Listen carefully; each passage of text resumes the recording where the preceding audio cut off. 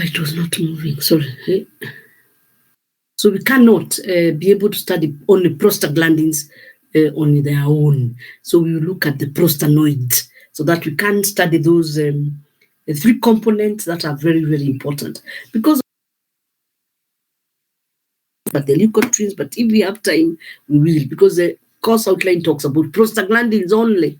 But as I have said, you look at prostaglandins, prostacyclins, and thromboxins, so that the picture is complete. So we have the prostanoids, we'll be able to look at the prostaglandins, the prostacyclins, and the thromboxin. So the first, of course, is an introduction. We need to understand what are these compounds, how are they produced in the body, what is their role, what is their significance. The introduction, and we can note that the prostaglandins, so that's why I say we can't study prostaglandins, because prostaglandin is just one of them. The prostaglandins, the thromboxins, and the leukotrienes, prostaglandins, thromboxins, and leukotrienes are collectively termed eicosanoids.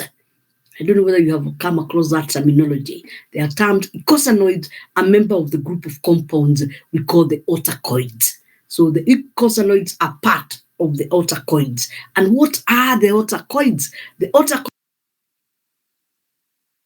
are local hormones. So these autocoids are biological factors. They act like local hormones, have a brief duration, and act near the site of synthesis. In other words, they have hormonal effect, and we say they have the paracrine effect. That is the autocoids. And eicosanoids themselves, which includes the prostaglandin, thromboxins, and leukotrienes, are part of those autocoids. The eicosanoid, when we want to define the term eicosanoid.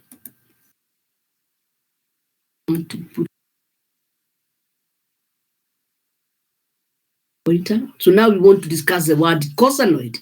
And eicosanoid simply is a collective term for oxygenated.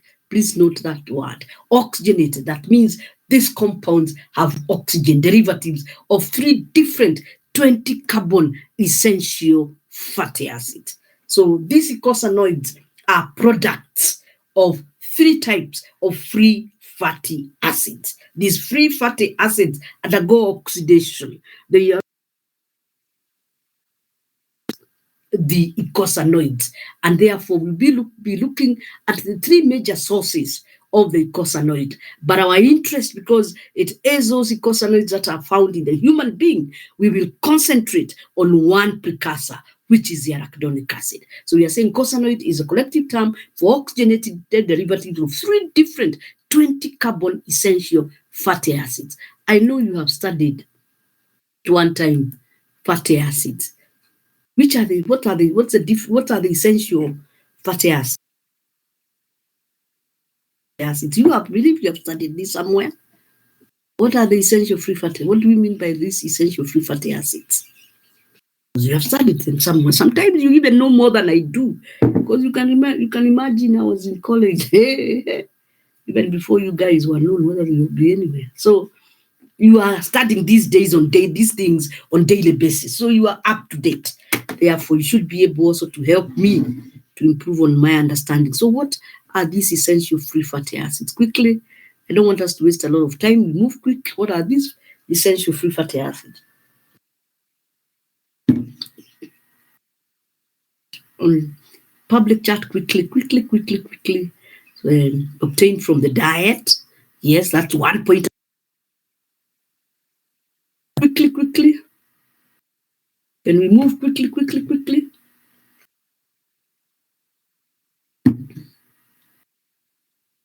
Fatty acids required for human physiological actions. You are giving 1 point, but that's also correct. Let's move on quickly.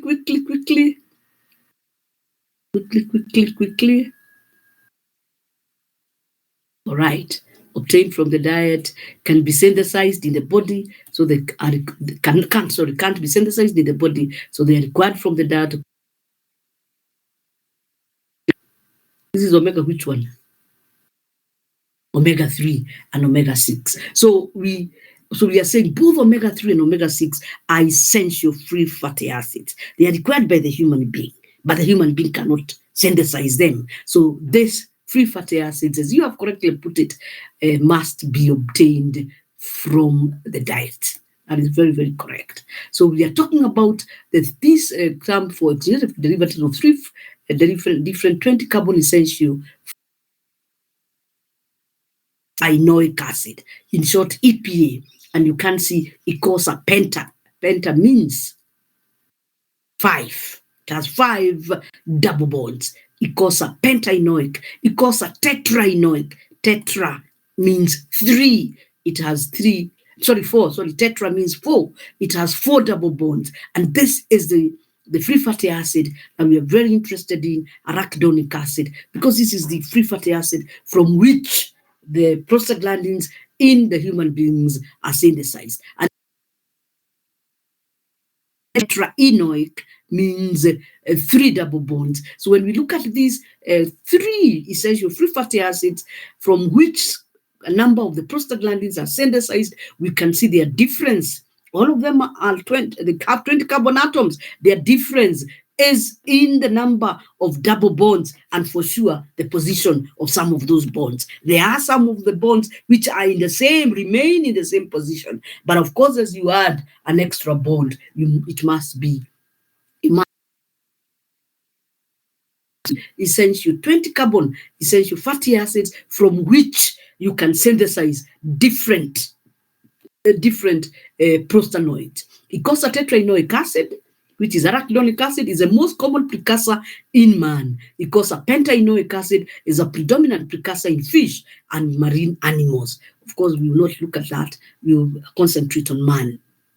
The classic icosanoids, which we have talked about, are autocrine, and even is where the compound is released as a hormone, and it acts in the locality near the site of release. And then you have the autocrine, where it is released, it binds receptors within the same cell and acts within the same cell. So you can have these icosanoids, like the prostaglandins, they can either be autocrine or paracrine. So they have autocrine or paracrine mediators, active at micromolar concentrations or even lower, produced with high stereospecificity. Very important, stereochemistry. And that is why we must master stereochemistry. It looks like most of the compounds, be they naturally occurring, be they synthesized, quite a number of compounds do have stereospecificity for binding onto the particular receptor to give you a maximum response or maximum pharmacological activity. So the autocrine cell secretes a hormone or chemical messenger called the autocrine agent that binds to autocrine receptors on the same cell, leading to changes in the cell. So now, we now want to look at the structures of these 3 essential 20 carbon essential free fatty acids, and we start with bonds, and it is what we are calling 8C. It is the trienoic acid. So the trienoic acid, the trienoic acid will have 3 double bonds, and you can see that's double bond 1, because we always remember whenever we have a carboxylic group, the counting always starts, or the numbering always starts with the carboxylic acid. It always has the priority. In any compound where you find carboxylic acid, you will give carboxylic acid, which carries carbon number 1, 2, 3, 4, 5, 6, 7, 8. So you can see the first bond is at position 8, and then you just add 3, 3. So if the first one is at position 8, add 3. The next one will be at position 11, add 3. The last one will be at position number 14.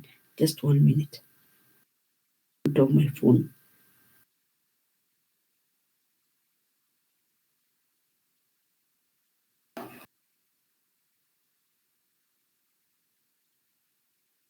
Okay, I was making a lot of noise. So you can see carboxylic acid, position number 8, position number 11, and position number 14. The very easy way to remember, you start with position number 8, that you must remember. You add 3, you get to 11. You add 3, you get 14. And it has 3 double bonds. And when this free fatty acid, which is a 20 carbon, which has 20 carbons, is acted on you prostaglandins, or it gives you prostanoids, which will have only one double bond. So when we talk about the icosapentaenoic acid, it is acted on by the enzymes. And one of the things that happens is that there is oxygenation, there is addition of oxygen, and there is cyclization. And when that happens, and also there is saturation. So if you look at the result, is that you will get a resultant prostanoid or prostaglandin, which has a double bond at position 13-14. There is cyclization, so there is a cyclopentano. There's a cyclopentano group, cyclization, there is oxidation, and I hope all of us can see that. There is also oxidation. Is oxidation. The initial free fatty acid had only the carboxylic group, which is retained, but the prostaglandin, you can see it has a 15 alpha hydroxyl group. It has a 9 ketone alpha hydroxyl group. That is for prostaglandin E. You will get different prostaglandins, but you can appreciate that there is addition of 3 oxygens, and that is why we said oxygenation. And then there is cyclization in the free fatty acid. It is a straight chain. It's an aliphatic chain, straight chain. But you can see now we have the cyclic, or the cyclopentane group, which of course the cyclopentane group, and you can see that is found in all of them. So that is a feature of the prostaglandins and even the prostanoids. Can have different substitutions at that position and that position, and those different substitutions are responsible. We're going to look at that, of giving us which prostaglandin it is. You can see you have a double bond when you have a ketone there and a hydroxyl group there. That's position 9. Position 11, we call it prostaglandin E. When you have a hydroxyl group at 9, hydroxyl group at position 11, both carrying the alpha orientation, we call it prostaglandin F. And because of the 1 double bond, 1 alpha.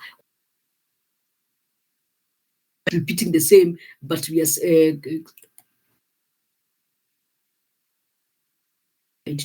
so that is the first one, double bond, only 1 double bond at position 13-14. Then we go to the second free fatty acid, which we are saying is an arachidonic acid, or they call a tetraenoic acid. Again, if we look at it, we will see it has the 3 bonds that we had in the tetraenoic. So it has the 8, it has the 11, it has the 14. Those remain a constant. So it has the 8, which is this one, it has the 11, it has the 14. But there is another one which is added at position number 5-6. So at position number 5-6, you have Icosa tetraenoic acid has 4 double bonds, and this is what we call arachidonic acid. Cyclization happens, and when cyclization happens for the tetraenoic acid, which has 4 bonds, it loses 2, it's left with 2. And the second bond is at position 5-6, so 1, 2, 3, 4, 5. So that bond which has joined at position number 5-6 is retained, and the original bond at position number 13-14 is also retained. So you find again, depending on the groups that are on the cyclopentano group or the cyclopentane, depending on those groups, it will make it either that, and we are going to look at that. So again, we are looking at the same, but this time, because it has 2 double bonds, we say it's a prostaglandin E2. This is a prostaglandin E1 because it has only 1 double bond.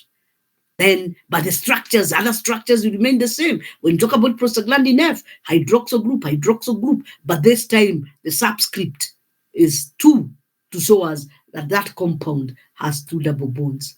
I don't know where this has come from.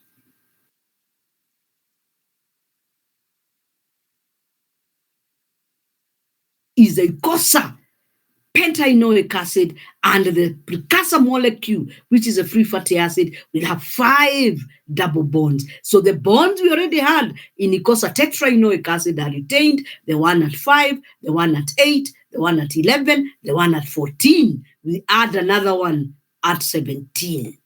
So now it has 5 double bonds. So what do we expect? We expect the prostaglandins that are formed from that pentanoic acid will have, you retain the first ones, and then you add the extra one. So you find that position 5 is retained, position 13 is, sorry, position 5 is retained, position 13 is retained, and now you add 15, 16, 17. You add another double bond at position number 17. And because all these products, any product that is formed from the pentanoic acid will always have 3 bonds, then you have the subscript changes to be 3. There was 2, and that was 1. But again, I will go through them one by one so that we can understand the differences between these prostaglandins. So the differences, the first difference we have seen between the different series, here is the series of the prostaglandin, the difference is the source. The source, are they from gamma? Are they from dihomogamma linolenic acid, or are they from arachidonic acid, or are they from the pentanoic? Is it a 1 series? Is it a 2 series? Is it a 3 series? The series indicates an indication of how many double bonds the final product, which is the prostanoid, how many double bonds does it have? So I hope that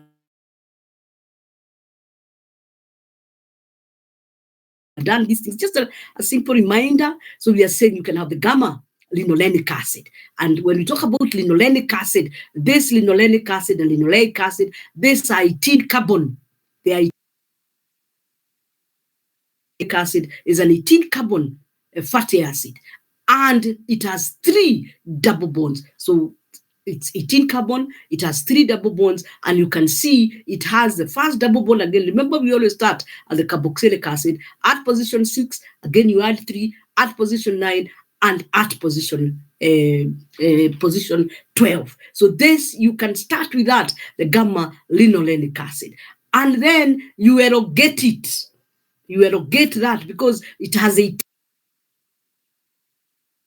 the prostaglandins, the prostanoids are from a 20 carbon atom, and therefore you elongate it. And once you elongate it, that is how you get your dihomogamma linolenic acid, which now has 20 carbon atoms. We have already said it, you have a double bond at 8, 11, and 14. So you start with your linolenic acid, elongation to give you a dihomogamma linolenic acid, and then from that, you do a saturation. Unsaturation at position acid. And as we have said, this is the main free fatty acid we want to discuss, because that is what we find in the human beings. We are not discussing, we are not really doing the other animal farm chem, we are doing the human one. So the main interest is on the arachidonic acid. So we need to know where does it come from. So we have the linolenic acid. You can also have the linoleic acid. The linolenic is that linoleic has 2 double bonds. The linoleic, 18 carbon atoms, but has 2 double bonds, as you can see, position 1, 2, 3, 4, 5, 6, 7, 8, 9, one at position 9, and the other one at position number 12. So 2 double bonds, 18 carbon atoms. Then you have the alpha linolenic. So remember, this is gamma linolenic. You can also have the alpha linolenic, and the difference again between the alpha linolenic and the gamma linolenic is that one of them, the linolenic, the gamma linolenic, is a a 3 omega. When you talk about omega, you count from the methyl group. So that is the alpha linolenic is a 3 omega, whereas the linolenic, whereas the other one is a 6 omega. So that is usually the difference. That is that so far. So that is just to show us, just to remind ourselves a bit of these free fatty acids, and the fact that we must start with a free fatty acid within the we cannot synthesize this. We cannot synthesize these starting molecules. They must come from the diet. Once they come from the diet, then they can be structurally modified now within the body. So you can synthesize arachidonic acid. You can get it from the diet, but you can also be able now to synthesize it. But the precursor molecule, you cannot synthesize. So this is the pathway of metabolic conversion of gamma-linolenic acid to longer-chain polyunsaturated fatty acids. So the gamma-linolenic acid is an omega-6 20-carbon essential at position 6, 9, and 12. Linoleic acid is also a 6 omega-18 essential free fatty acid with 2 cis double bonds at carbon 9 and 12. Now, what brings the difference is when you're talking about the alphas and so on. Omega-3 and 6 free fatty acids are considered essential fatty acids. They are necessary for human health, but the body cannot make them. The body cannot synthesize them. You get them from a source, and then the body can now act on them and produce our prostanoids and produce our eicosanoids. Occurring 20 carbon cyclopentano fatty acid derivatives. So we are calling them cyclopentano because of that double bond, of that ketone. So prostaglandins are naturally occurring 20 carbon cyclopentano free fatty acids. We'll see their challenges. What are the challenges of these prostaglandins? What are the challenges of these prostaglandins? And the challenges of these prostaglandins will definitely be because of their structure. So we'll be looking at that. Prostaglandins saturated fatty acids derived from membrane phospholipids. So this, again, we're going to look at it in details. That this arachidonic acid, you will never find it in the blood. Free in the blood, no. All arachidonic acid is usually esterified in the phospholipids within the cell membrane. So it is when you get a trigger, when you get a stimuli, then you stimulate the cell membrane, you produce the necessary enzymes, you release your arachidonic acid. The prostaglandins are synthesized as per need. You do not have any storage for the prostaglandins. You will not find them in the blood. But when you need them, they are synthesized immediately and they are utilized, and then they are very rapidly undergo degradation. And then again, when you need them again, the process continues. So the word prostaglandin, and this was because they were thought to be secreted by the prostate, only of course to be found that was not true. No preformed stores of prostaglandins are available, not unless if there is a trigger. If like you have an infection, you have inflammation, you have an injury, then that will trigger their synthesis. And once they are synthesized, they come out, they do what they're supposed to do, and again, they undergo rapid degradation, and therefore you will never find them in the blood. Again, this is because they're highly unstable. They're very, very highly unstable. Arachidonic acid is released from the cell membrane phospholipids by the enzyme phospholipase A2. We will see that we have quite a number of A1, you have phospholipase C, and even D. But the most important in releasing arachidonic acid is phospholipase A2. Again, this phospholipase A2 will be released because of a stimuli. So you get a stimuli, it triggers the release of A2, and then the A2 acts on the phospholipids within the cell membrane, releases for you arachidonic acid. And once the arachidonic acid is free, it can be acted on by the necessary metabolized by several enzymes, the major ones being cyclooxygenase, which we also call prostaglandin synthetase, and also the lipooxygenase. So you find that these enzymes again are there in the blood, are there in the body, and they will act on the arachidonic acid immediately it is released. The prostaglandins, thromboxanes, and the prostacyclins. So prostaglandins, and these are the ones you studied, the three of these, the prostaglandins, thromboxanes, and the prostacyclins are collectively attached and prostanoids. So you have the eicosanoids, which includes all of them, including the leukotrienes, and then you have the prostanoids, which includes all the prostaglandins, the thromboxanes, and the prostacyclins. The prostacyclins are also prostaglandins. So the prostacyclins are also prostaglandins. It is only that they have a very unique structure compared to the kawaida prostaglandins. The prostanoids are synthesized locally in the presence of stimulus. As you have seen, there must be a stimulus in almost.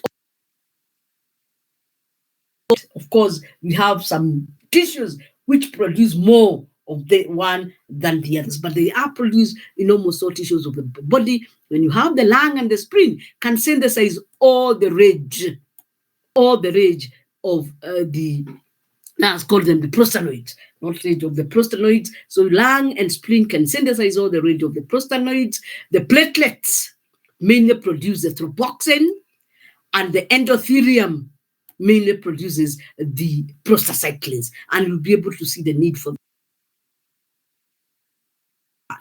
The endothelium produces prostaglandin or prostaglandin I2, and the prostaglandin I2 is a prostacyclin. Prostaglandin I2 is a prostacyclin, whereas the lung and spleen can synthesize all the range, all of them, all the range of the prostanoids. The prostaglandins are produced, as we have seen again, from essential free fatty acids, chiefly arachidonic acid, from activation by the cyclooxygenase enzymes. And the cyclooxygenase enzymes COX. And as we move on, we will see there is COX1 and COX2. Remember, we are trying to build our understanding. We are trying to get the foundation so that we can be able to study the non-steroidal anti-inflammatories. How do they bring about the activity? We need to get the right foundation, so that once we get the right foundation, we will be able to introduce the drugs. So we have introduced one of the enzymes as the COX enzymes, and we do have COX1 and COX2. You know, imeenda wapi? There was, that slide had nothing. So we have mentioned cyclins and the thromboxane. And we have seen the thromboxanes are synthesized in the platelet, whereas the prostacyclins are produced in the blood vessel or in the endothelial cell wall. What is the role of these prostaglandins? What is the role of thromboxane? What is the role of the prostacyclins? And we can't say, we are starting with arachidonic acid. It's acted by the cyclooxygenase enzyme, which we have also called the COX. It gives us the first prostaglandin, which we call prostaglandin H2. In fact, the first one is prostaglandin G2, which goes almost immediately to prostaglandin. It's a precursor of all the prostanoids. But before prostaglandin H2, you have G and then H2. Once you form prostaglandin H2, you have what we call the thromboxane synthesis, which will give you the thromboxane, which we call, of course, TXA2. And then what is the role of these thromboxanes? The thromboxanes decrease cyclic AMP and increase aggregation, platelet aggregation. They increase, one of the things that thromboxanes do, they decrease cyclic AMP, and in doing so, what is platelet aggregation needed for? For blood clotting. So they increase the platelet aggregation, and at the same time, the thromboxane also has an influence on the blood vessels. They cause vessel smooth muscle constriction. So we are saying, therefore, indeed, the thromboxane are important in the clotting mechanism. So they bring about platelet aggregation, vasoconstriction, and are important in the clotting mechanism. The clotting mechanism, if the clotting mechanism happens extensively, then you will throw thrombus. You will have, there will be death, because you will have clots within your blood. So that clotting mechanism must be balanced. What balances it is now the prostacyclins. So again, the arachidonic acid worked on by the cyclooxygenase enzyme gives us the PGH2. As I said, the PGH2 is starting, but now you can see this synthesis. So what does it give us? Prostacyclin, PGI2, which we are also calling the they are prostaglandins, but they are very specific and given the name prostacyclins. What is the role of the prostacyclin? Vessel smooth blood relaxation, and also you come to the other side in the platelet, they increase the cyclic AMP and decrease platelet aggregation. So what we are saying here is that for the optimal functioning of your body, there must be prostacyclins and the thromboxane. If there is no proper balance, then there will be a pathological condition. And that is what we are talking about, that these prostaglandins or prostanoids are very, very important, and they must be balanced if we are going to have optimal functioning of our bodies. If they are not balanced, then you will have problems or you'll have pathological condition. Again, remember the release of this arachidonic acid, which we have talked about, is the one which is, and we are going to mention a number of those stimuli.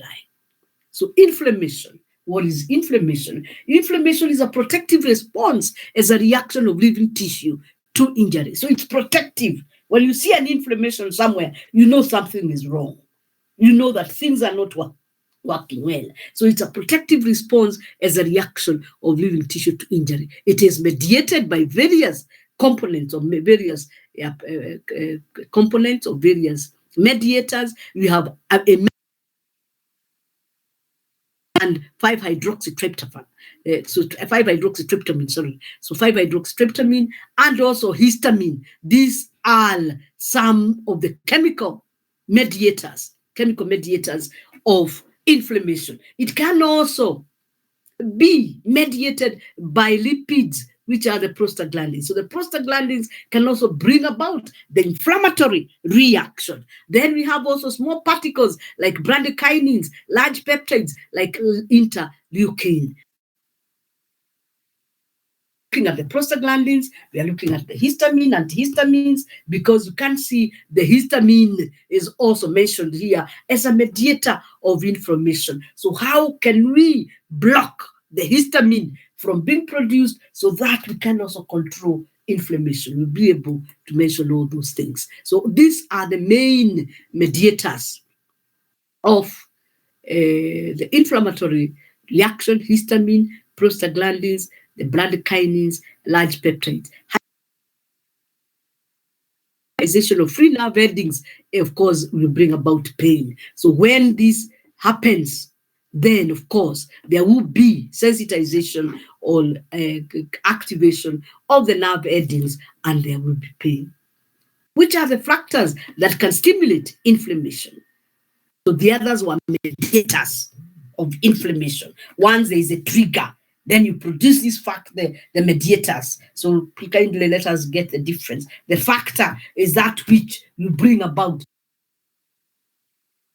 stimuli. In other words, the factors are the stimuli. And some of the factors that can stimulate inflammation or that can trigger the production of the mediators, which we have said, the mediators, the histamines, the prostaglandins, include microorganisms. And microorganisms, of course, when you have an infection, be it a bacterial infection, be it a viral infection, it can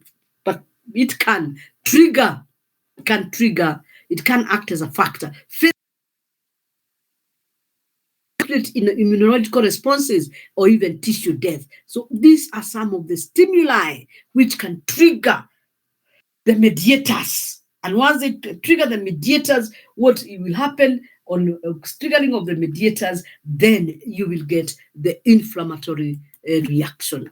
Infecting agents such as viruses and bacteria are some of the most common stimuli of inflammation. Viruses give rise to inflammation by entering and destroying cells of the body, whereas bacteria release substances called endotoxin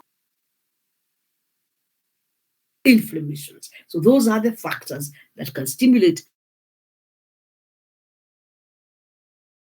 inflammation, and we have also looked at the mediators. And we can also say physical trauma burns, radiation injury, and or even frostbite can damage tissues and also bring about inflammation. Corrosive chemicals such as acids, alkalis, oxidizing agents, malfunctioning immunological response can incite an inappropriate and damaging inflammatory response. Inflammation can also result when tissues die from lack of oxygen or nutrients, a situation that's often caused by loss of blood flow to the tissue. So these we are only just further emphasizing on the factors that can bring about inflammation. Now, let us understand that progressive destruction of the tissues in the absence of inflammation would compromise the survival of the organism. So what we are saying is, if you have an infection and your tissue continues being damaged, there is no warning sign. So like inflammation is like a warning sign. So if they continue being damaged without inflammation, for sure the tissues will be damaged until death. But now, when the damage inflammatory reaction, and with the inflammatory reaction, you as a person, you feel pain. Even when you look at that area, sometimes it is hot, there is redness. So you ask yourself, I must be sick. And therefore, you rush and you are given the anti-inflammatories. And therefore, now you control the inflammation. Because although we need the inflammation, if it is too progressive, it is chronic, it will lead to diseases. Yes, without the inflammation process, there will be death of the cells. So again, the inflammation needs to be put in check. We do require it, require the inflammation, but again, it cannot be chronic, because if it's chronic inflammation, if it's too progressive, it will destroy the cells and will. There must be homeostasis. There must be a balance of that inflammation. And that is why the minute you are invaded by microorganisms, you get inflammation, you get fever, because that also is part of it. You get fever and you rush to the hospital. And once you rush to the hospital, you get the medication and you tone down the inflammation. You can, as you tone down the inflammation, you're also killing the microorganisms. So you're saying progressive destruction of tissue in the absence of inflammation would cause chronic inflammation, might lead to a host of diseases such as hay fever, periodontitis, atherosclerosis, rheumatoid arthritis, cancer such as gallbladder carcinoma. So some of the diseases that we are seeing, even rheumatoid arthritis, yes, it is there. It is as a result of extensive inflammation, which destroys the cells. So that again, we have said we have to have a balance to ensure survival and avoid inflammatitis, atherosclerosis, and so on. The inflammation is normally closely regulated by the body. So the inflammatory process, a normal body which is not sick, that normal body must strictly regulate inflammation. And that is why we have said the prostaglandins must be balanced. You must balance the prostaglandins. You must balance other chemicals. You neither have no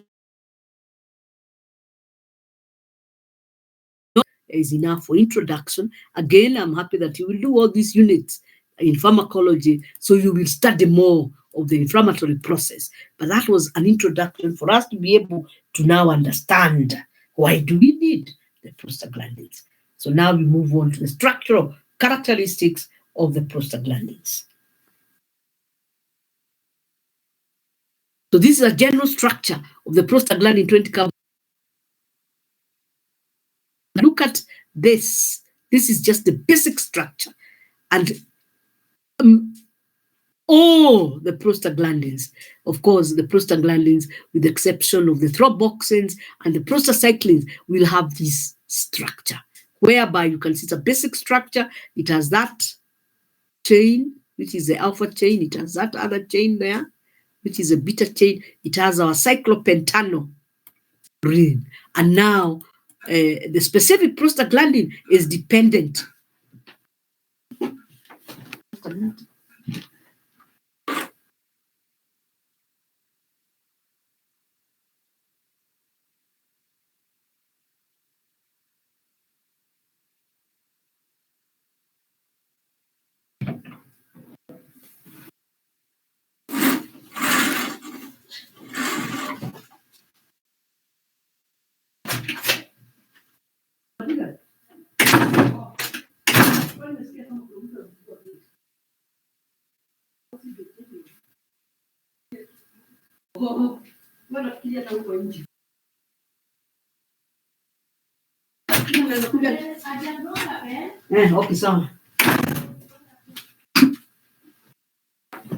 Okay, sorry, I thought I had somebody at my gate. So we are saying that is the general structure of the prostaglandins. And when we can say, the first point we can say is that all naturally occurring prostaglandins possess the following substitution pattern. Remember, we are talking about the prostaglandins. It does not include the prostacyclins and the thromboxanes. We said the prostanoids are the prostacyclins and the thromboxanes. But I've also stressed, when you look at the name, the prostacyclin, when you look at its name, is actually prostaglandin PGI2, but it is in a different class, which we are calling the prostacyclin. So we are only looking at the prostaglandins. So that is a general structure of the prostaglandins. And we are saying all naturally occurring prostaglandin possess the following substitution pattern. Again, remember, we have said that they are naturally occurring. They are synthesized in the body from arachidonic acid. So they will possess the pattern that we are going to discuss. Number one, a 15 alpha hydroxyl group. This is the 15 alpha hydroxyl group. Remember, they are naturally occurring. It is just like the way we talk about any drug, benzyl penicillin. It's naturally occurring. It will come with a specific structure. So the same thing, we are talking about this prostaglandin, 15 alpha hydroxyl group, and a trans double bond at carbon 13. If you look at this chain 1 there, and this chain is joined at position number 8 with an alpha orientation, and the second one is joined with a beta orientation. And we are only saying that this double bond here is a trans double bond. Remember, you can have a cis double bond, you can have a trans double bond. When you talk about the trans double bond, it is where the big groups are on opposite sides. And normally that happens because when the big groups are on opposite sides, there is less steric hydrons, and therefore the molecule is able to access the receptor. Of course, it doesn't happen to all drugs. As we move along in the different classes, we will see there are those which can have the cis orientation for maximum activity. It depends on the receptor. So we are saying that this bond here is a trans double bond. Of course, it has a hydrogen there. It has a hydrogen at that position. So you can see, we are saying that these big groups are on opposite side. That is one of the big groups. That's one of the other big groups. They must be on opposite sides to give us a trans 13-14 double bond. We have two side chains, the carboxyl bearing chain and this carboxyl bearing chain, which is this one, is also known as the alpha. And then, of course, we have the other one, the hydroxyl bearing chain, which is this one.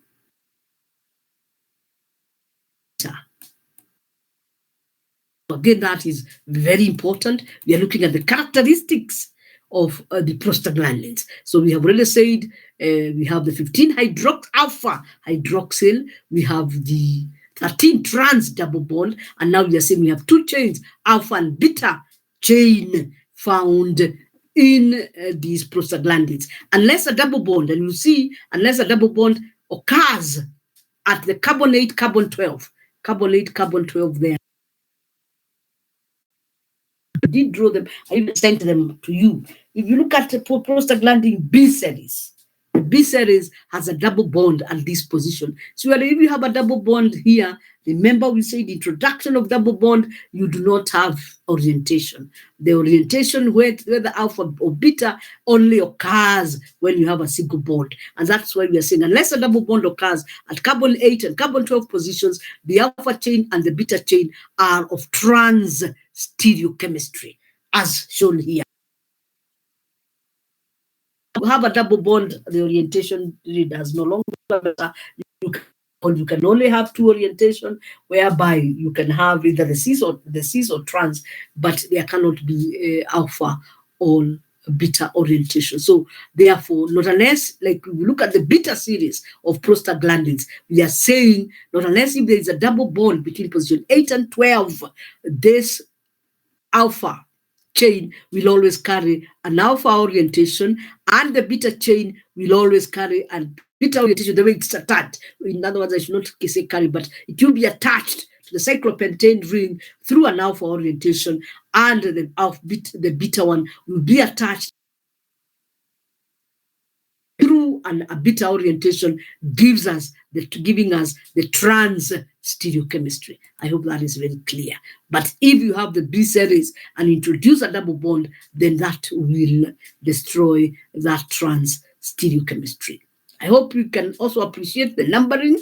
Again, we start from the carboxylic acid 1, 2, 3, 4, 5, 6, 7, 8. So the alpha chain joins at position 8 of the cyclopentane ring, and then now we go around clockwise. Clockwise and clockwise, I think. We go around and we have 8, we have 9, we have 10. And remember, of course, we're going to look at position 9.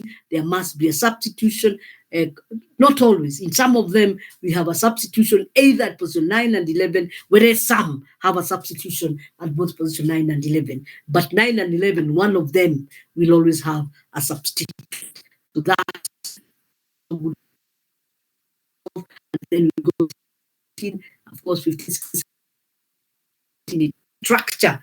It's important to number it so that you know whether you have included the right number of carbon atoms. It's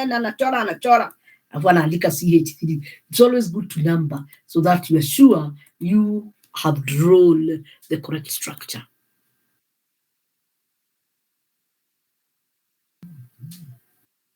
So then also, we have already mentioned that prostanoids, all of them now, whether they are prostaglandins, whether they are prostacyclins, whether they are thromboxans, all of them contain ring structures. But now we are looking at the prostaglandins. A key feature is a 5-membered ring encompassing.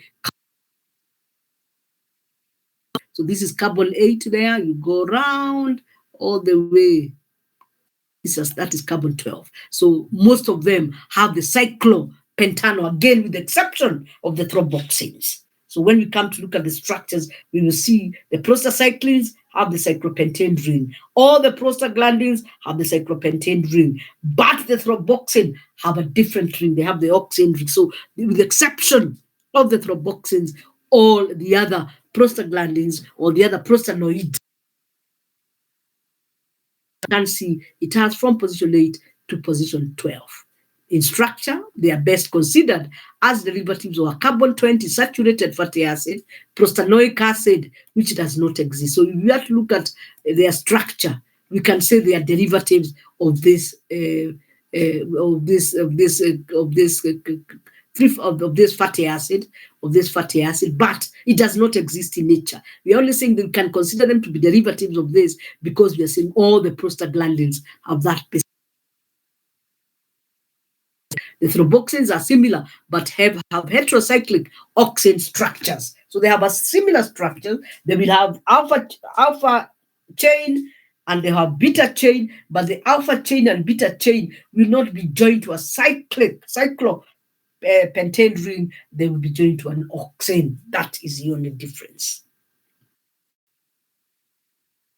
Classification.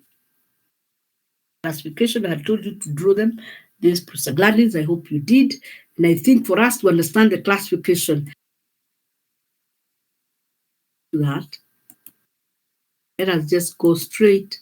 I have drawn the prostaglandins. So we want to understand the classification of these prostaglandins. How do you name them? Of course, the name, all of them will start with a PG. All of them will start with a PG, of course, with the exception of the thromboxanes.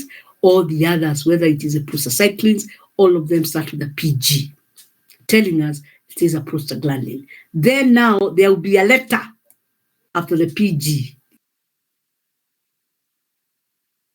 Tells you or is informative on the substitution on the cyclopentane ring. When you see an A, you should know how to draw that prostaglandin. When you see a B, you should know how to do that prostaglandin, because the letter is indicative of the substitution within the cyclopentane ring. So like when we start with prostaglandin A, the R1, remember those changes, they were don't change. 15 alpha hydroxyl group on the beta chain, and of course a carboxylic acid on the alpha chain. Those ones don't change. What changes is the structure of the cyclopentane ring. So when we talk about prostaglandin A is that prostaglandin, whether it is A1, A2, or A3, doesn't matter.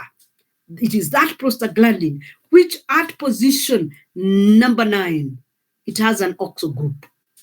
And then at position 10, 11, it has a double bond, or it has prostaglandin A. All prostaglandin A's must have a double bond at position 10, 11, and they must have an oxo carbonyl group at position number 9. R1 and R2. The unsaturation in R1 and R2 is dependent on the series, as we have said when we're looking at the number of bonds. If it's a series 1, it will only have one bond at position number 13, 14. If it's a series 2, it will have 2 bonds at position 13. That's so the series is dependent on the precursor. Series is dependent on the precursor. Now, the name, the letter tells us the substitution at position number 9 and position number 11. So when we go to prostaglandin B, and I had already said that prostaglandin B has double bond at position number 8. Now, if you look at prostaglandin A, constitutional isomers. They have their ketone fixed at position 9, and even prostaglandin C, all of them, these 3, are constitutional isomers, and actually they are constitutional functional isomers. What is changing is, constitutional positional isomers, because the functional group is the same. It's a double bond. What is changing is the position of the double bond. So they are constitutional positional isomers, where the double bond for prostaglandin A is at position 10, 11. When you come to prostaglandin B, it is at position 8, 12. When you come to prostaglandin C, it is at position 11, 12. So they are constitutional isomers where its position. Kindly note, which makes it easy for us to remember, that prostaglandin A, B, and C have a ketone or an oxo group at position 9, and then you play now with your double bond, and you get a different prostaglandin. So if you are talking about, if you are given a question, draw the structure of prostaglandin A. You can even be told prostaglandin A2. From what we have discussed, you should be able to draw it very easily. Institution within this cyclopentane ring or cyclopentane ring. The 2 is the series, which tells you that that particular prostaglandin A has 2 double bonds. If you're told prostaglandin A1, it is telling you that particular prostaglandin A has 1 bond. If you're told A3, that particular prostaglandin has 3 bonds. So that the name prostaglandin tells you, gives you the structure of that compound. So we have done. And the prostaglandin D now, we introduce a hydroxyl group. So the first 3 have only 1 substituent, but from prostaglandin D now we have 2 substituent. We have a hydroxyl group at position 9 and a keto group at position number 11. Again, if you look at prostaglandin D and prostaglandin E, they are also constitutional positional isomers. It is just you have changed them round. So D and E are again a constitutional positional isomer,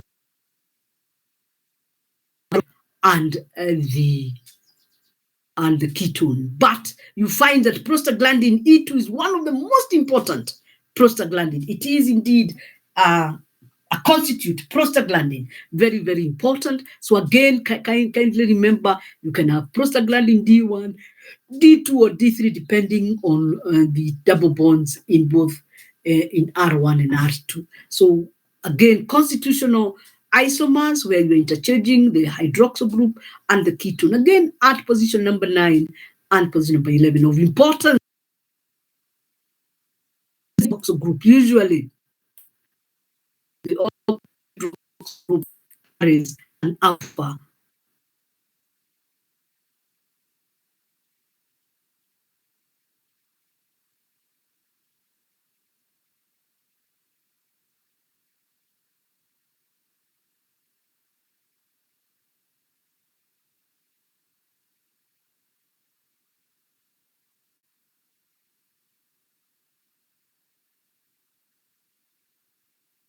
Is the orientation of the hydroxyl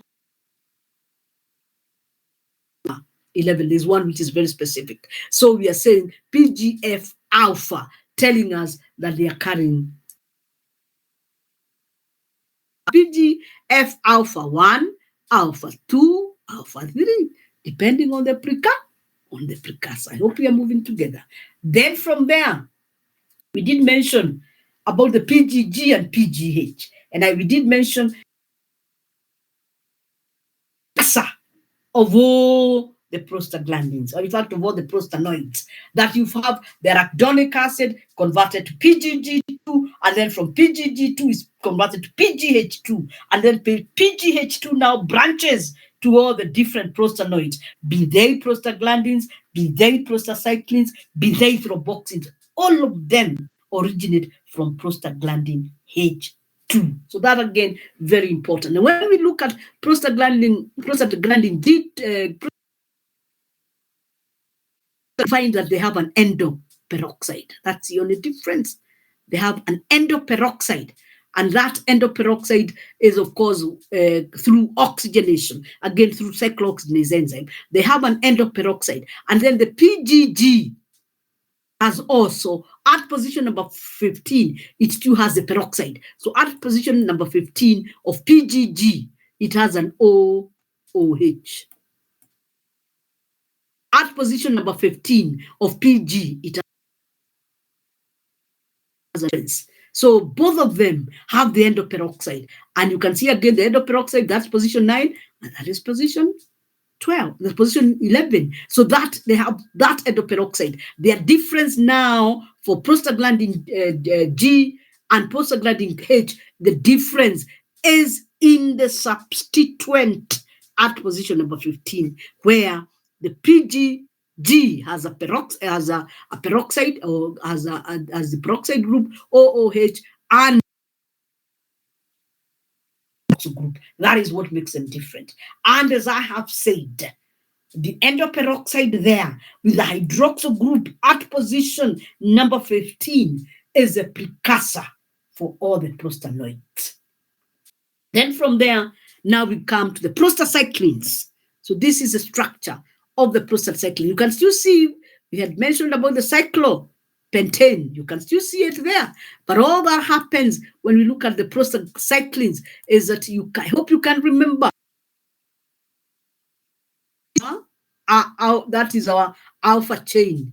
And here is our beta chain. So that is still the same. All that has happened is that the oxygen, you see this hydroxyl group as found in prostaglandin F, that hydroxyl group reacts with position 6 of the alpha chain, so that we get a bicycle. You find that this was the hydroxyl group. That was the hydroxyl group, and that hydroxyl group reacts or interacts with carbon 6 to form another cyclic ring, and they are now formed. You have a bicyclic ring, and then continuation. So there is continuation, and that gives us the prostacyclins. So the prostacyclins, unlike the others, are bicyclic. The others are monocyclic, they are bicyclic, and the oxygen at position 8 has indeed interacted or reacted with position 6 of the alpha chain to give you the bicyclic ring, but everything else is the same. Again, you can have PGI, I1,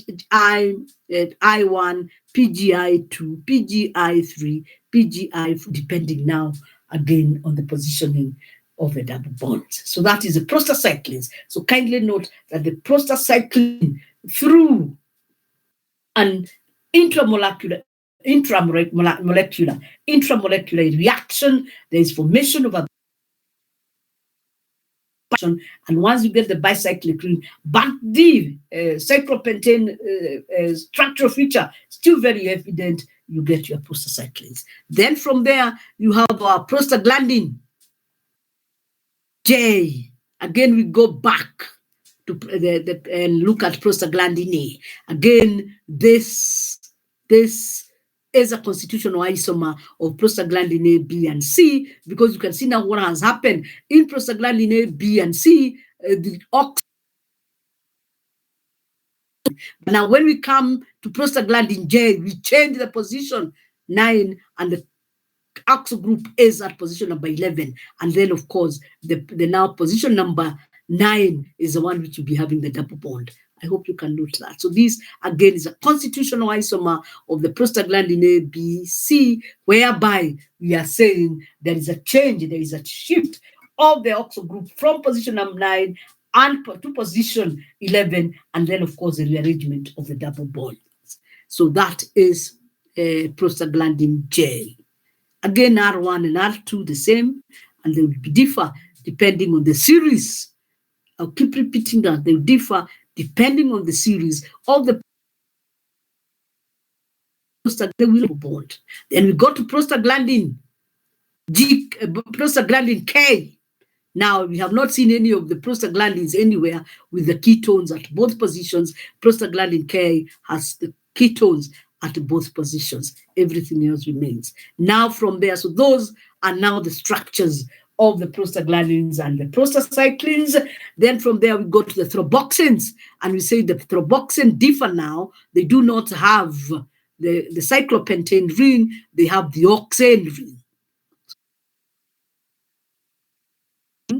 Yeah, going this way, that way. So when we talk about thromboxan A, because you have thromboxan A and thromboxan B, again, you can have thromboxan A1, thromboxan A2, thromboxan A2, A3, depending on the double bonds on R1 and R2. So when we talk about thromboxan A, it is where it has an endoperoxide. So you can see it has an endoperoxide. And if we correctly say, we are coming from the same, this will be position 9. That is position 10. That is position 11. So you can still see, even with the thromboxan, the endoperoxide is joining position 9 and position number 11. And that with the oxane ring with the endoperoxide at position 9, 11, that is thromboxan. Now, that can undergo some change. And you can have now, instead of the endoperoxide, it can undergo reduction, whereby it can give you the thromboxan B. And the thromboxan B is when at position number 9, you have the alpha hydroxyl group. At position number 11, you have the hydroxyl group. It's not carrying, it doesn't seem to be carrying any orientation. And now the thromboxan B is inactive, unfortunately. So thromboxan B is inactive. It is only the thromboxan A which is active, and thromboxan B is a metabolite of thromboxan A. So the reduction to thromboxan B, where the peroxide is reduced to a hydroxyl group at position number 9 and position number 11, that molecule loses activity, and that resultant molecule can only be excreted. So that I've tried to go through them in a lot of details so that we can understand the difference between the different prostaglandins, or prostanoids, and the fact that when you are given any name of any prostaglandin or any prostanoid or even the thromboxane, you can't be able to draw the structure. Is there any question before?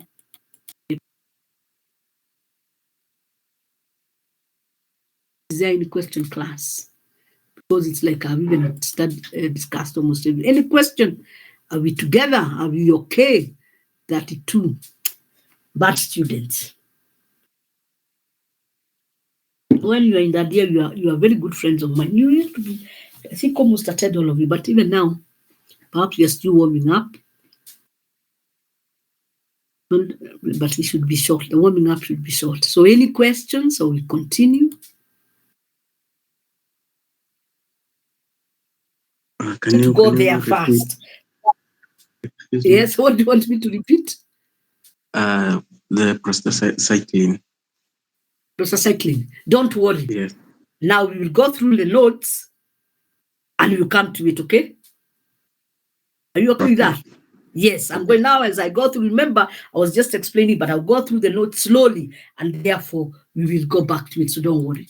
So we are looking now at the classification line. From what we have discussed, we are saying the prostaglandins are classified by D, E, F, G, H, I, J, K. You have seen all of them. Examples include prostaglandin A, prostaglandin B, prostaglandin K, and so on. Classification depends on the nature, the stereochemistry, let me remove that, otherwise it can be a problem.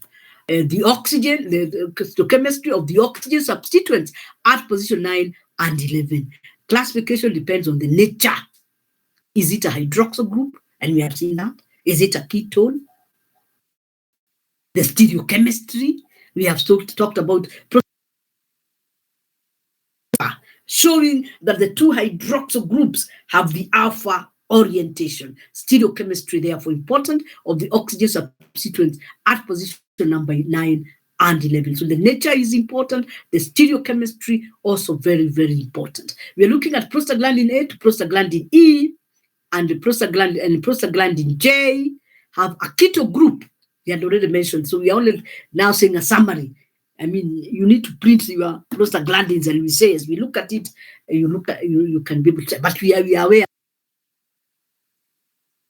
and see all of them, and also prostaglandin E, prostaglandin J. We have just looked at them. They have a keto group in various positions on the ring and are further distinguished by the presence or absence of a double bond of double bonds or hydroxyl group in various positions in the ring. In other words, when you look at prostaglandin A was the first one. It has a ketone at position number 9. And I think it has its first double bond between position.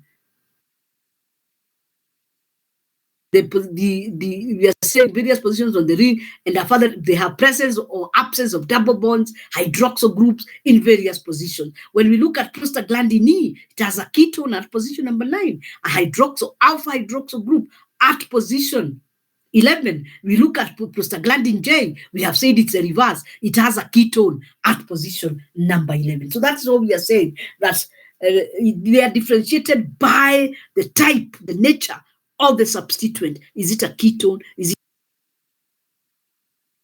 at what position is that group? Does it have double bonds? And I think that we have already mentioned. For example, members of the prostaglandin E series possess a ketone function at carbon 9 and an alpha hydroxyl group at carbon 11. And that's why we call them prostaglandin E. They must have a keto group at position 9, alpha hydroxyl group at position 11. If that is not so, it's not a prostaglandin E, and I hope it's coming, we are getting there.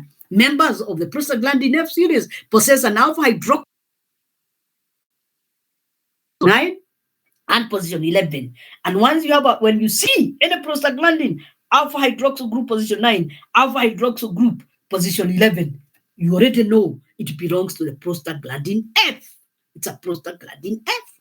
And now the series, as I have said, you insert the double bonds at the right position. Members of the PGG and PGH series are cycloendoperoxide intermediates in the biosynthesis of the prostaglandin. Remember, they are endoperoxides. Both is of the substituent at position number 15. And now here, again, to make you understand, I have said PGE series. I'm calling it series because it can be 1, 2, or 3.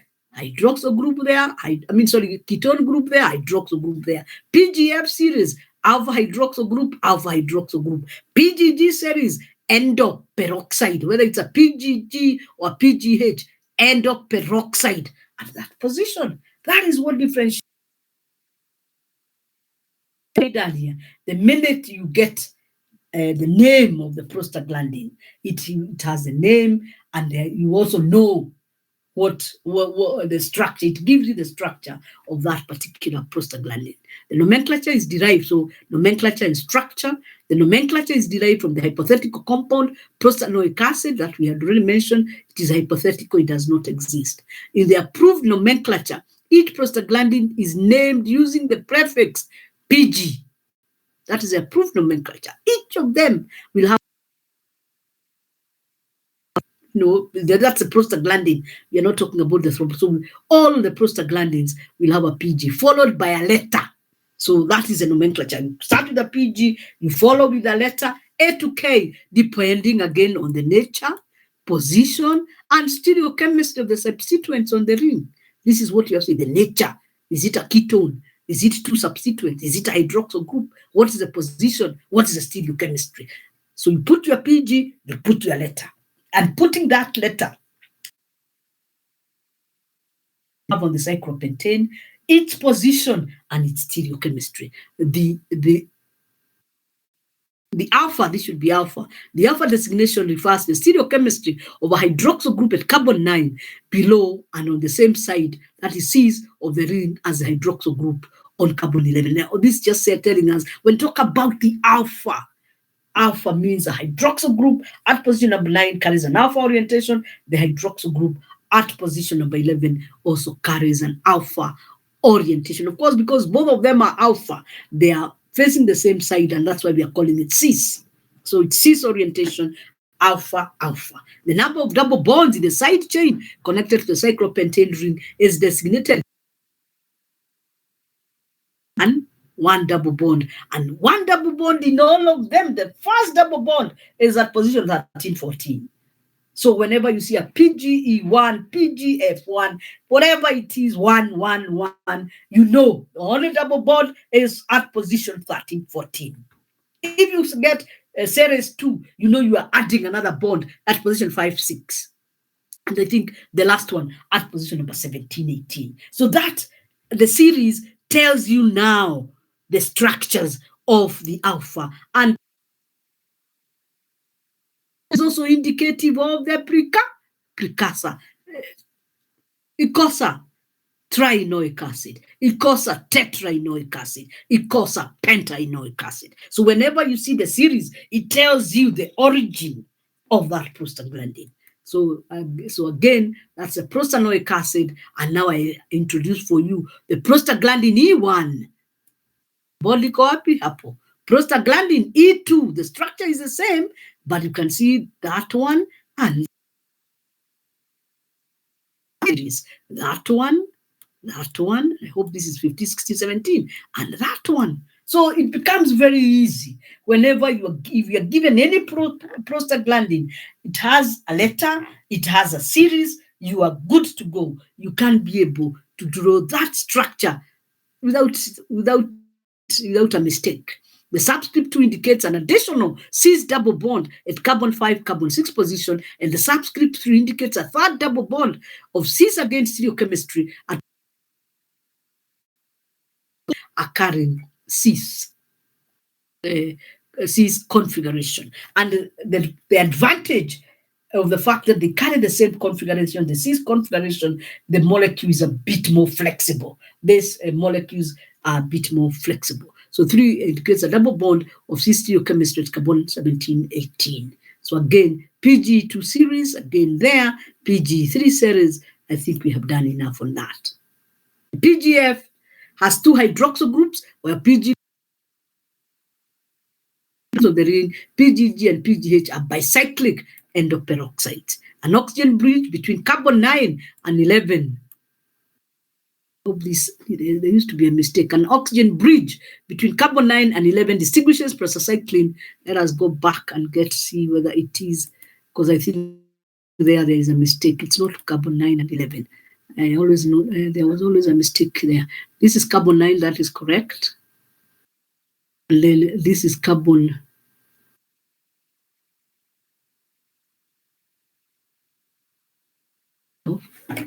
This joins, sorry, at carbon 8. This is carbon 9. This joins at carbon 8 for sure. And then we go back. That is carbon 7. And this is carbon 6. So kindly correct that. So this is carbon 6, as I had said, that the bicyclic ring is formed between the hydroxyl group, which is at position number 9, and carbon 6. This is carbon 6. So this was what was there was a double bond originally here. So, and there can still be a double bond because this 1, 2, 3. So this carbon here is not satisfied. You can put a double 2, 3, 4. So we are saying, so that I wanted us to correct this point. It should be an oxygen bridge between carbon 9 and 6. Kindly correct that. Position 11 is on the other side. I'm sorry, I didn't see that when I was going through the notes. So it should be, and again, I can go back to it for the purpose. There is a student who had said, we look at it again. So look at the structure. Always know that this, if this is position 9 for, and this is position 9. And then this here, remember this is our alpha side chain. So we are going backwards from position 8 to tutaenda 7. So this is position 7. Then from position 7 to tutaenda 6. Then from 6, we go to 5. We go to 4. We got to 3, we got to 1, and then we go to the carboxylic acid. I hope we are there up to the now. So we are therefore saying this was the carbon 6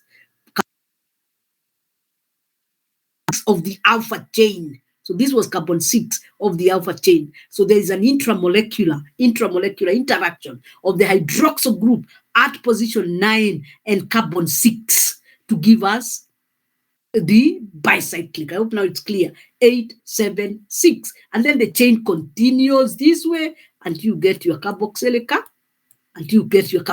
acid at the end.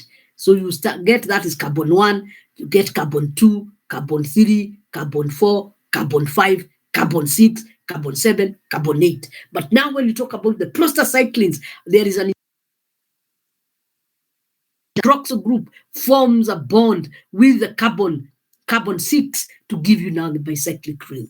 I hope it is clear even for the student who had asked me to repeat. That's why I told you we will go back there. So if you come here, that's what I'm saying, an oxygen bridge between carbon 9 and 6. An oxygen bridge between carbon 9 and 6 distinguishes the prostacyclins, whereby the prostacyclins now become bicyclic, whereas the other prostaglandins are monocyclic. So it is just an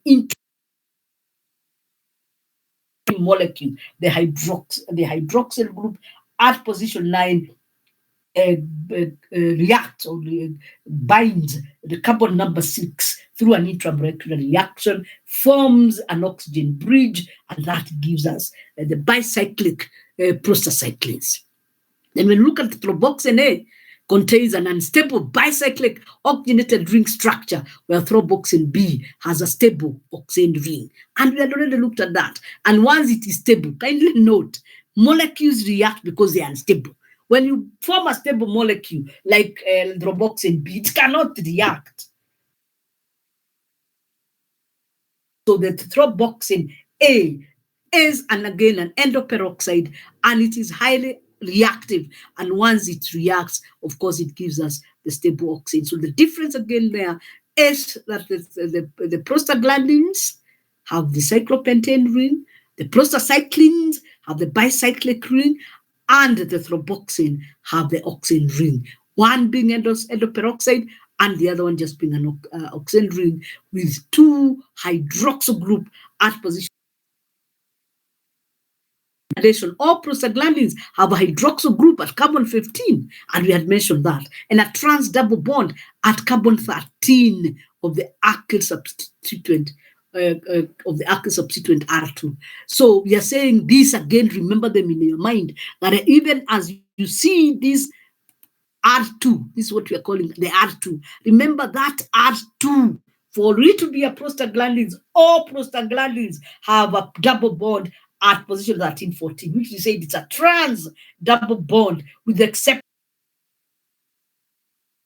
prostaglandin B has a double bond between 9 and 12, so it cannot exhibit geometric isomerism. So at this R2, it must have a trans double bond at position 13-14. That R2 must also have a hydroxyl group, alpha hydroxyl group, at position number 15. That happens for all the prostanoids. It doesn't matter whether we are talking about thromboxanes, talking about the normal prostaglandins, all of them must obey that rule. And that is all that we are further emphasizing on that, so that we do understand there are some structural features that must be present, and there are others that will vary, like the series will vary depending on the number of double bonds. The letter A to K will vary depending on the substitution. The hydroxyl group at position number 15, prostaglandins. The trans double bond at position number 13-14 will be there in all prostaglandins. The carboxylic group will be there in all prostaglandins. I hope we get those. There are some structural features that are fixed. There are some structural features which you change depending on the name of the prostaglandin. I don't think I can do it anymore, unless if somebody has a question where they are not clear. Further numerical subscript 1 to 3 is used to denote the total number of data is used with prostaglandins of the PGF series to describe the stereochemistry of the hydroxyl group, especially on carbon 9. So alpha, and of course the prostaglandin F2 alpha means there is an alpha at position number 9, and there is also another alpha at position number 11. So that alpha denotes 2 alpha, denotes 2 hydroxyl, so 2 alpha hydroxyl groups. And now this, I sent it to you, unless if anybody has a question. Are we okay up to there? Any question? Then I come back. Anybody who is not clear on anything? Because now you'll be moving to the arachidonic acid and to understand how it is converted now to the prostaglandins. You have understood how do we name them, how is their structure, which are the structural features that must remain. And of course, when we look at this, remember these are naturally occurring. To look at the commercial prostaglandins, now we'll look at the challenges of the naturally occurring prostaglandins, and then ask ourselves, do we need the hydroxyl group at this position? Can we change it? And now that will give us room for structure, activity, relationship. I'm just saying those things as I wait. I was wondering whether there's any question. Now we therefore move to arachidonic acid. We are starting with something we've already said. It is derived either from dietary linoleic acid, that is carbon 18. Remember, linoleic has 2 double bonds. And then, of course, it is can be converted. It can be ingested from the diet. I think we can even go to this. So this is arachidonic acid here. So you can get the arachidonic. There is a diet where you can get. Let's start with the simple one. We had already done this. You have the diet, and you have the linoleic acid, carbon 9, carbon 12. That's what we are saying. Converted. We had done this to the linoleic acid through oxidation, and then through elongation you get our dihammo gamma linolenic acid, and then the linolenic acid can now go further dehydration or further unsaturation arachidonic acid can come from all the way from linoleic acid, all this way, get our arachidonic acid, or we can simply get it from the diet. It can also, so that is the only way you can get your arachidonic acid. So that's why I wanted us to go back there. So we have understood why we are saying it can come from linoleic acid, first of all, to the dihomogamma linoleic acid, and then now to the arachidonic acid. Then you can also get it directly from your food. In the body, it is esterified to phospholipids in cell membranes, as we are in the phospholipids. Primarily, you can get it esterified as this kind of phospholipids. You can get primarily phosphatidyl ethanolamine, phosphatidyl choline, and phosphatidyl inositol. So we are saying it can be esterified. When it is esterified, it can form what we call phosphatidyl ethanolamine, phosphatidyl choline, and phosphatidyl inositol, where part of this molecule, each of these molecules have arachidonic acid. They differ slightly. You can see that is ethanolamine, that is choline, that is inositol. They have some structural difference, but part of all of those three molecules is indeed arachidonic acid. Various initiating factors, as we have said, interact with membrane receptors coupled. So various initiating factors, which we did mention, interact with membrane receptors coupled to G proteins. So we are only,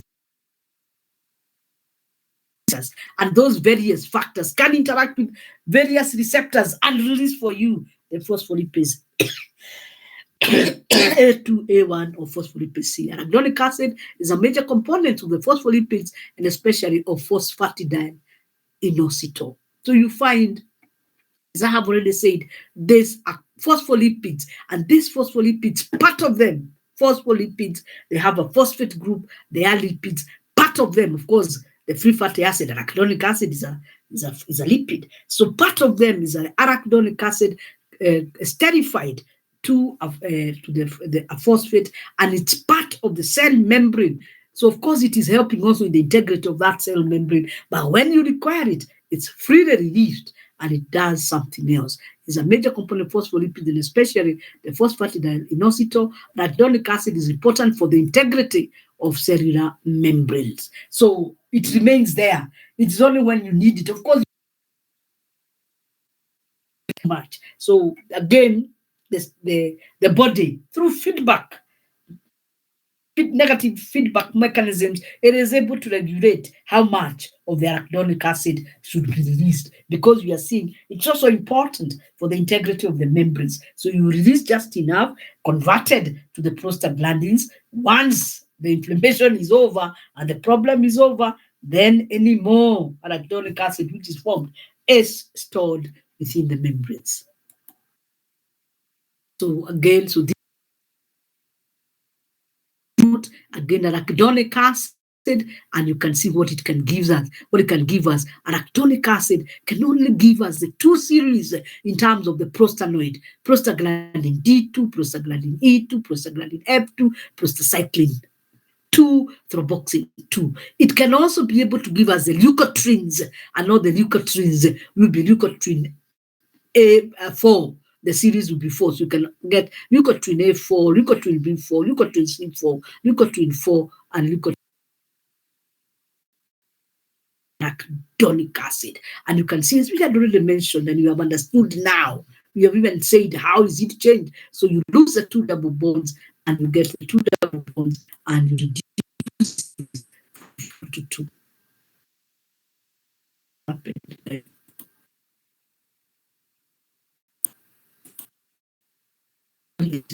What has gone wrong?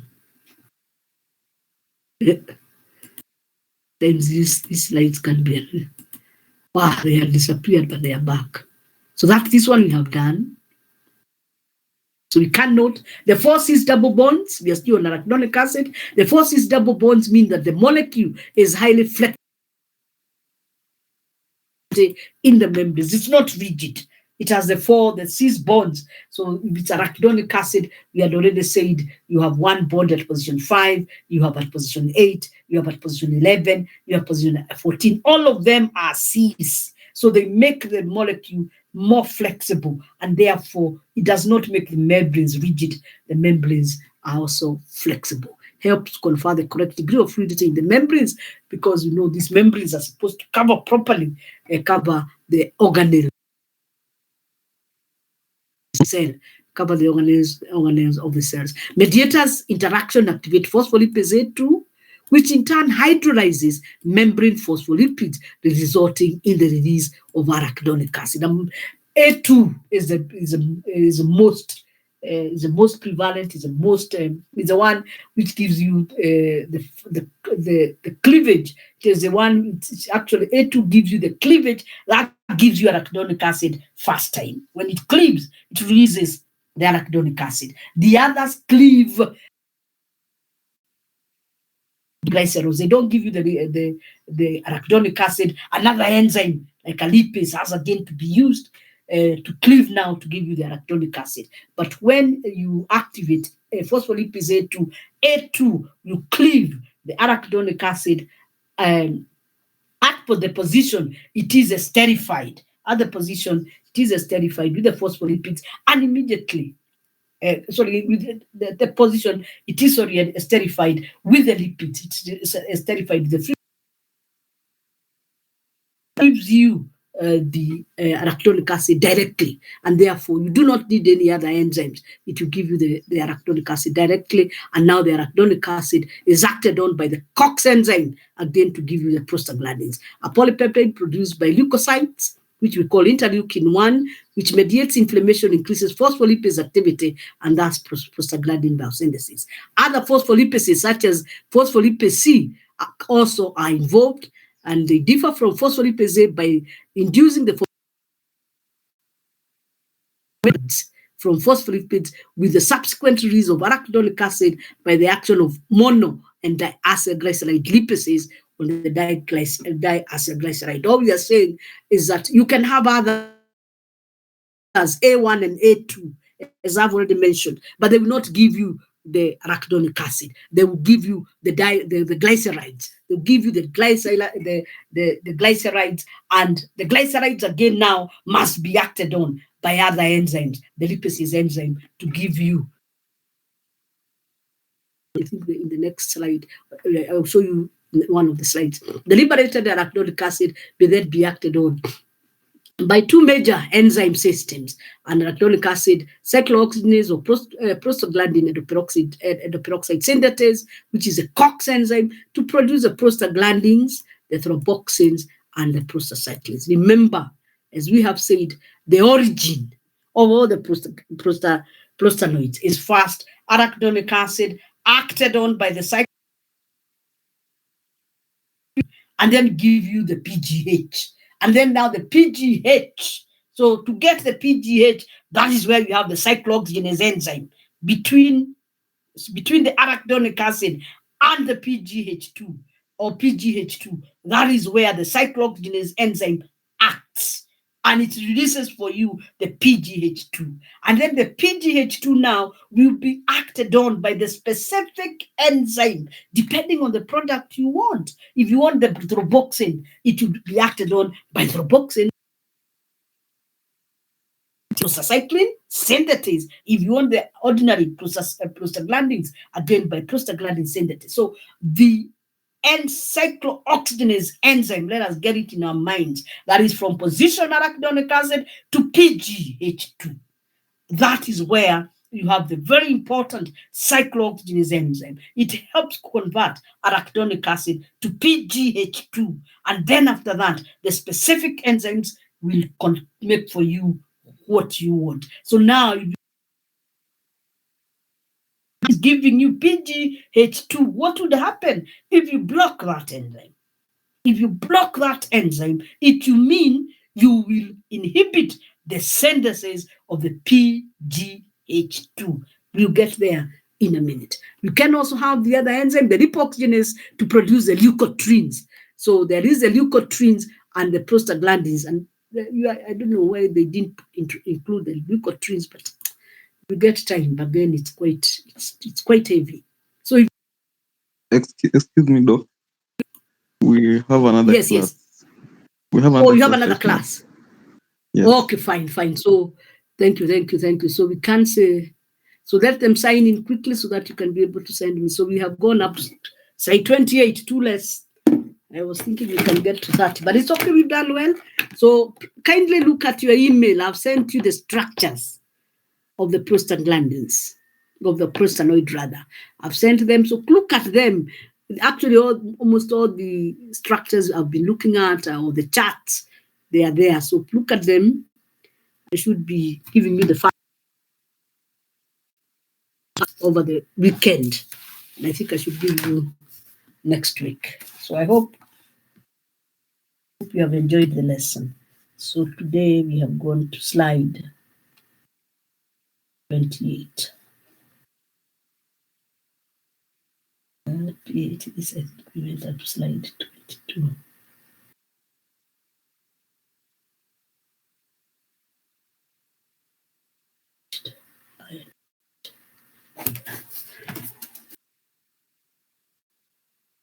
So at the end we were only 29.